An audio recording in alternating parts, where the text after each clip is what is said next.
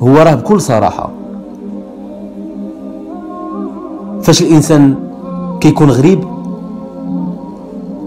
وبعيد عليك ما كتجمعكش معاه واحد القرابة، واخا كيغلط معاك، واخا كيدير معاك غلط كبير بزاف كيهون،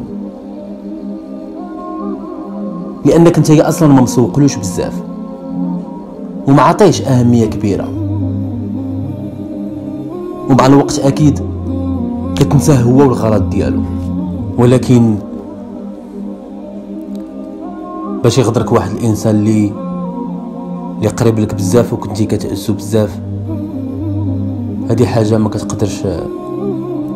كتقدرش انك تصدقها، لا حراك عاد تقبلها، كيبقى فيك الحال بزاف.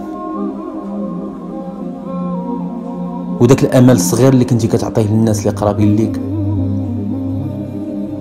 كيخليك صراحه حتى هو تفقدو. ولكن اللي باع راسو رخيص ما عندك ما دير له، هو كيعرف راسو احسن منك. نتايا حاولتي تعطيه قيمه كبيره، حاولتي تغليه، ولكن اللي رخيص واخا يعيا ما يتسوق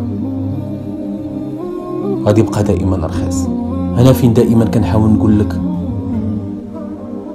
ما تسمح لتا شي انسان انه يتعامل معاك بالمزاج ديالو،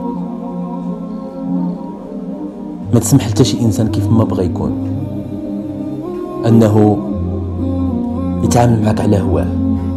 لا، اما الانسان يقدرك، اما يتعامل معاك مزيان، او لا من الاحسن خليه في بلاصتو وزيد، باش مع الوقت بلا ما تندم نتايا وبلا ما يندم هو.